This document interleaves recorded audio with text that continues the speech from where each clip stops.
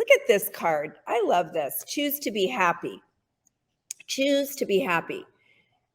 Boy, I can remember many days where I just allowed my feelings to dictate the whole day. It's kind of like, yeah, that's making me irritated, or not looking for the good, just saying, when this happens, I'll be happy.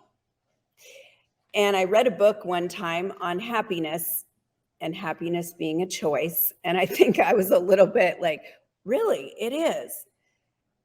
Understanding more about how we choose the way we think, and the way we think comes out in the way we feel. And we have power over that. We have the power of choice to choose our every single thought. So let me read this. Today, I will choose happiness. I will remind myself each day I get to choose. I know that my life's greatest joys are found deep within my heart. I will take the steps to engage in the things that make me feel happy. I will choose to be with the people that light me up.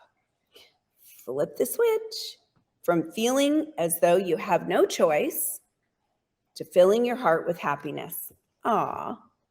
Listen to your heart. Filling your heart with happiness.